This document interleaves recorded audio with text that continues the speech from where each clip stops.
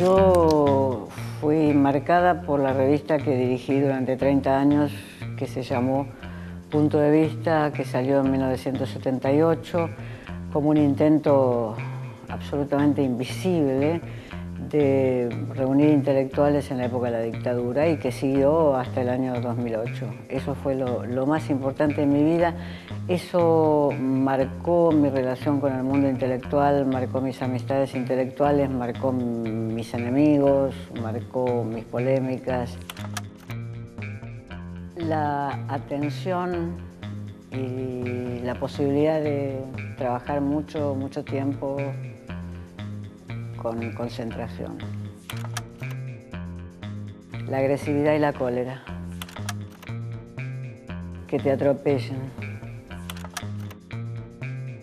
Las buenas discusiones. Yo diría que todavía no se han hecho todos los reconocimientos que Alfonsín merece en el curso de esos años tan difíciles que tuvo. Es antipático, me parece que está sobrevalorada intelectualmente nuestra presidenta. Mirar televisión por internet cuando no se me ocurre nada y estoy escribiendo.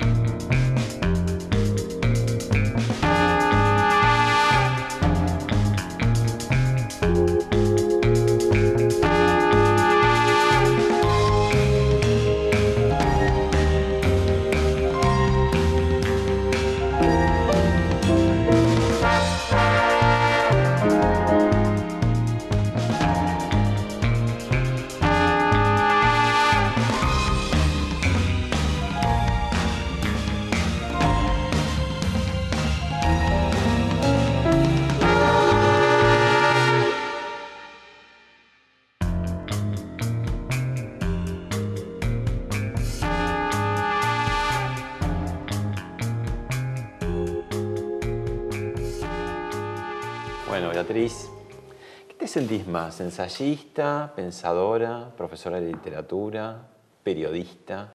Ensayista, digamos. Ensayista, con todos los sentidos de la palabra ensayista, alguien que va probando y que va probando diversos oficios. No me siento profesora ya, hace muchos años que dejé de serlo, aunque eventualmente pueda dar clase, digamos.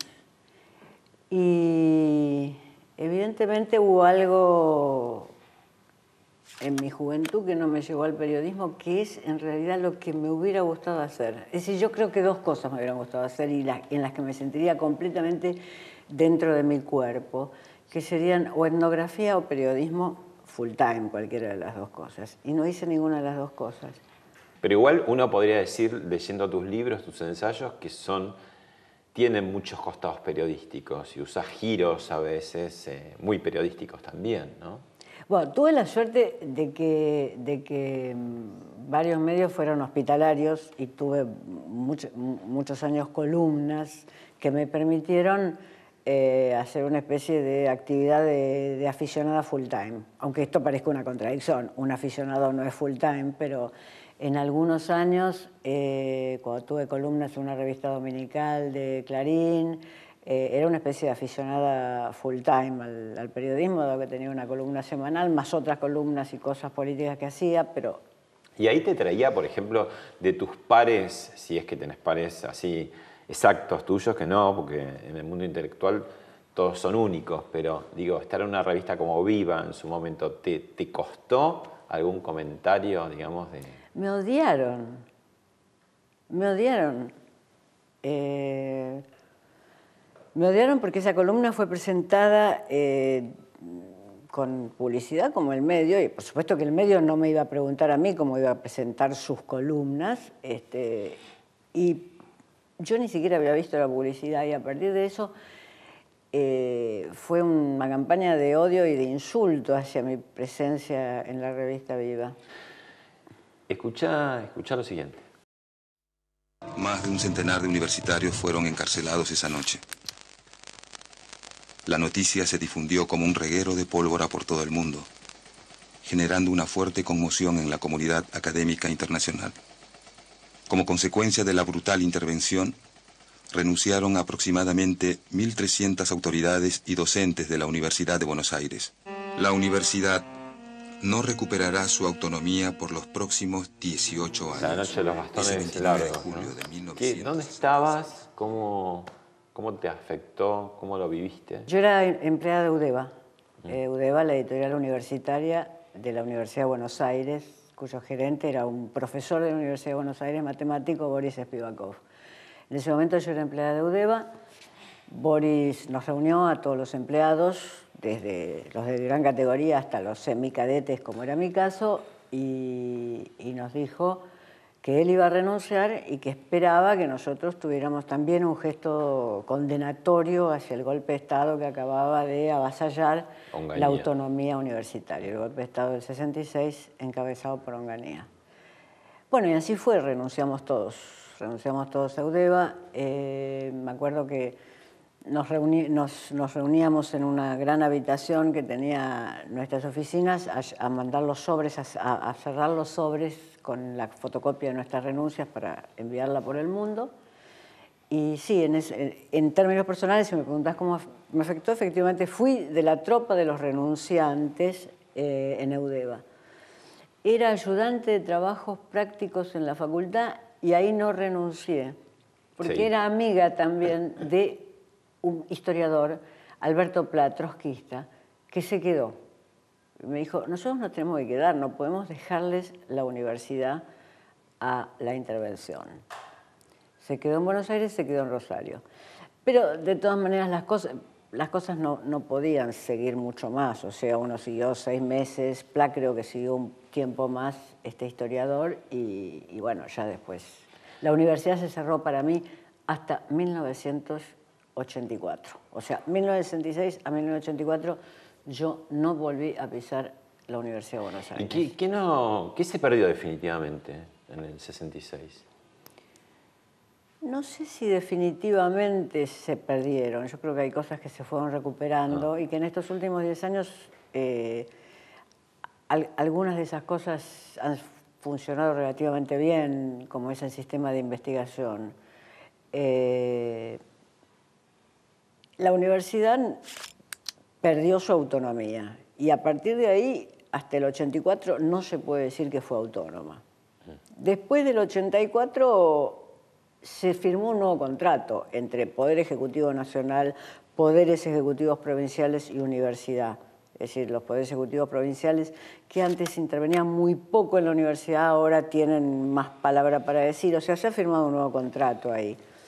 Lo que se perdió definitivamente es la tradición, bueno, no sé si definitivamente, pero en una parte importante es la tradición reformista que venía del 18, que era la tradición prevaleciente en la Universidad de Buenos Aires, ya sea bajo la forma de los socialistas o bajo la forma de los radicales.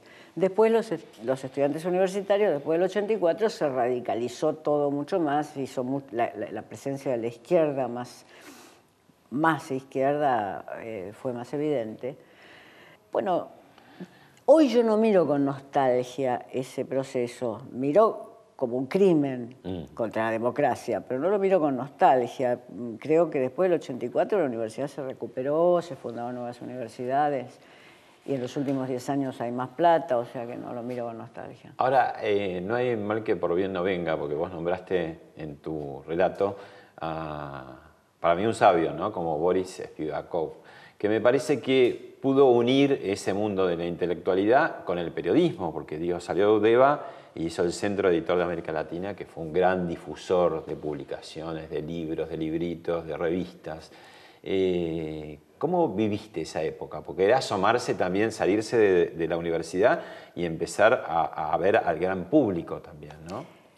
Absolutamente. En principio teníamos que aprender a hacerlo. Yo creo que incluso Boris Spivakov tenía que aprender a hacerlo, dado que no lo había hecho antes. Él más bien era director de una gran editorial universitaria, que ya era una editorial de corte popular, con kioscos en la calle. UDEVA había sacado un Martín Fierro ilustrado por Castañino, en el cual hacían cola la gente en la calle Florida para comprarlo, que se agotaba una edición tras otra.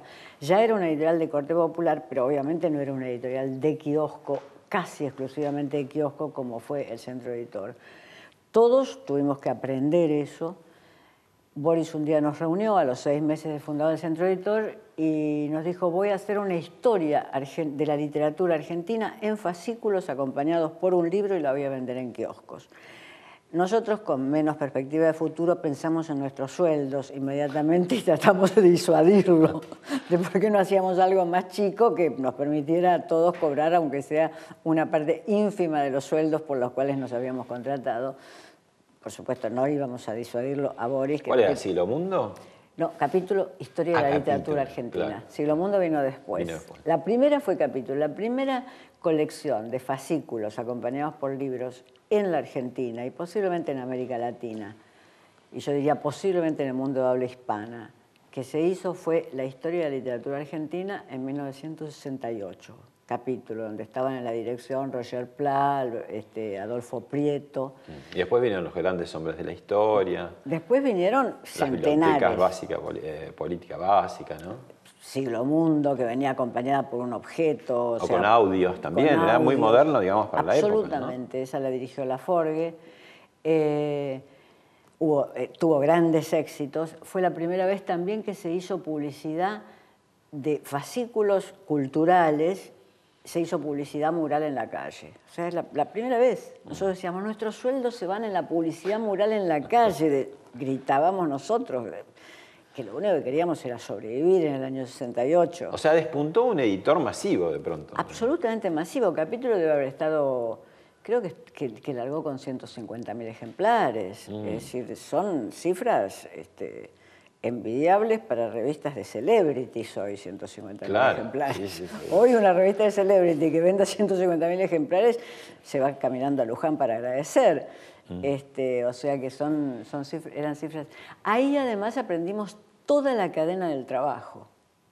Es decir, desde cómo se edita rápidamente 50.000 espacios hasta cómo se meten las fotos, en esa época en películas y planchas, hasta cómo se meten las fotos dirigida por un diseñador, hasta cómo se llevan esas películas a un taller de impresión, hasta cómo se controla el color cuando sale la tapa. Es decir, aprendimos toda la cadena del trabajo. La gran escuela de trabajo. Absolutamente. La velocidad de edición que tenemos todos los que pasamos por el Centro Editor es enorme, porque teníamos que editar miles y miles y miles de espacios semanalmente, o sea que no éramos imbatibles al editar.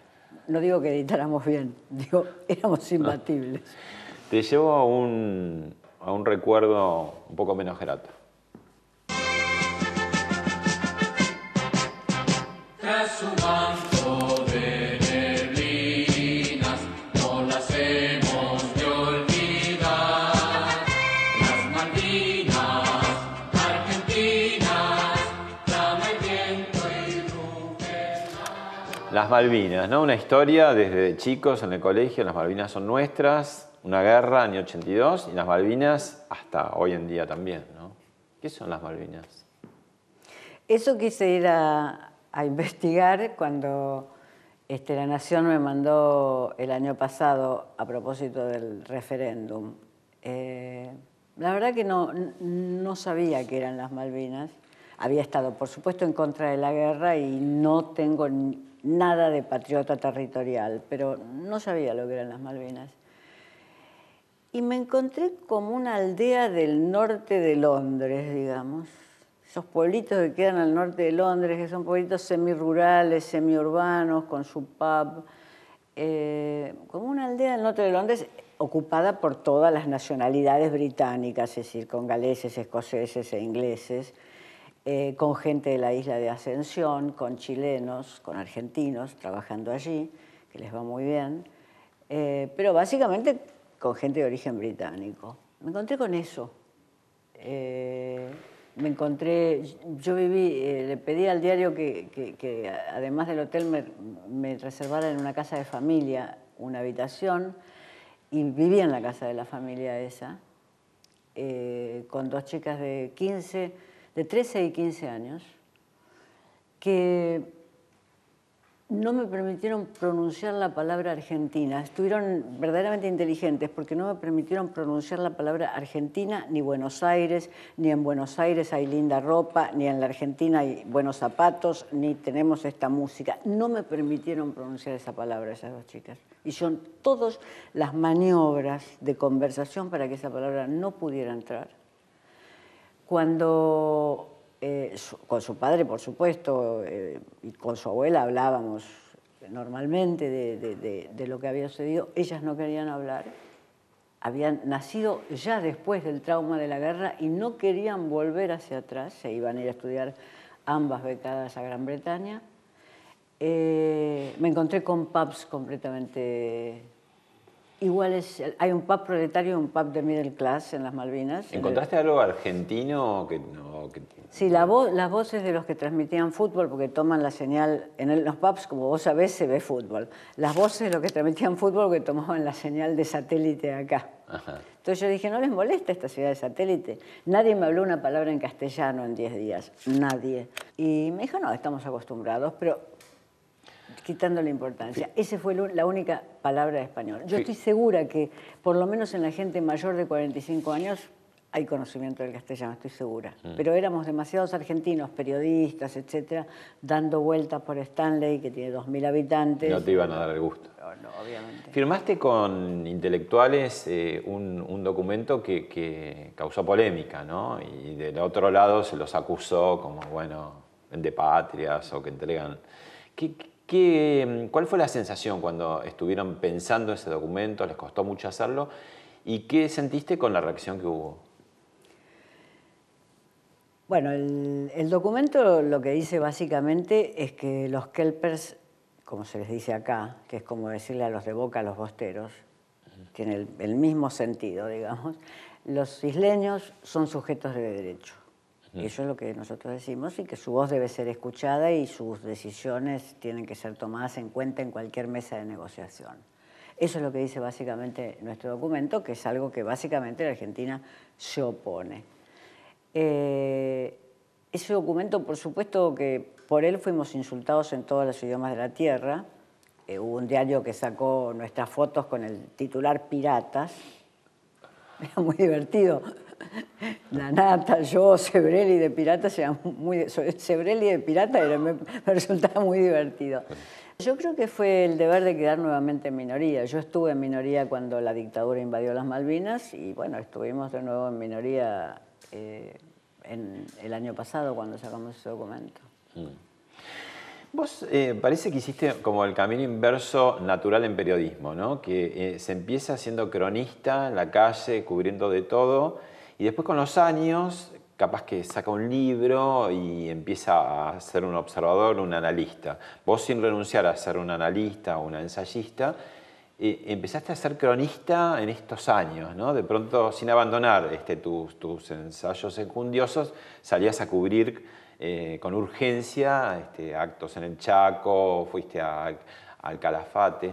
¿Cómo sentiste ese camino, no? Bueno, quizás estoy haciendo de vieja lo que me hubiera gustado hacer. Ajá. Quizás llegó un momento de mi vida donde, por alguna circunstancia afortunada, algunos diarios me permiten hacer de vieja lo que me hubiera gustado hacer de joven y no supe que eso era lo que me hubiera gustado hacer. Cuando uno piensa periodismo o antropología, uno está pensando en alguien que se desplaza por mundos que no conoce necesariamente y que los mira tratando de entenderlos. Esto tienen en común, después no tienen otras cosas en común el periodismo y la antropología, pero lo que tienen en común es un sujeto que va a un mundo que no conoce, que lo mira como un observador cercano, lo más próximo posible, tratando de entenderlo sin forzarlo. Ahora, vos con el mismo instrumento que es tu observación, tu corazón, tu cabeza y tu pluma, ¿qué sentiste de diferente? Porque de pronto no tenías el tiempo del libro o de preparar el ensayo, sino que tenías que volver a la redacción y rápidamente dar cuenta de eso. ¿Cómo te sentiste? Bueno, yo escribo rápido habitualmente. La gente que no le gusta lo que escribo dirá se nota. Yo escribo rápido habitualmente todo lo que escribo. ¿De una o corregís mucho? Corrijo mucho, pero la primera versión es rápida. Eso quiere decir que cuando yo estoy haciendo un libro que necesita investigación, puedo pasarme 6 meses investigando en un archivo, digamos, pero después la escritura es rápida. Cuando uno tiene que corregir 6.000 espacios, 7.000 espacios, 8.000 o 10.000 espacios, por más que corrija muchísimo, no se puede pasar un día corrigiendo. O sea que uno escribe en algunas horas, corrige en otras 2 y ya, ¿no?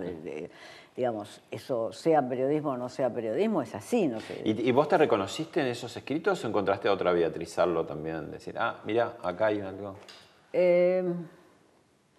Venía una transición, yo creo, desde hace por lo menos 20 años, que es cuando en 1984 yo publico Escenas de la vida posmoderna. Y todos los capítulos de Escenas están precedidos por una especie de croniquita que es de carácter etnográfico periodístico, digamos. O sea que ese deseo de escritura al toque, de escritura rápida, de escritura que capta el movimiento y que quizás no quede para siempre, para toda la historia, porque no creo que tengamos ese privilegio, pero ese deseo de escritura al toque creo que empezó a realizarse ya en Escenas de la vida posmoderna. ¿Fuiste ahí como una anticipadora de lo que iba a explotar un par de décadas después, que es la sociedad de los medios, digamos? ¿Por qué en el año 84, que estábamos recién salidos de la democracia y que había muchas cosas todavía por ver, viste o presentiste que el mundo de los medios,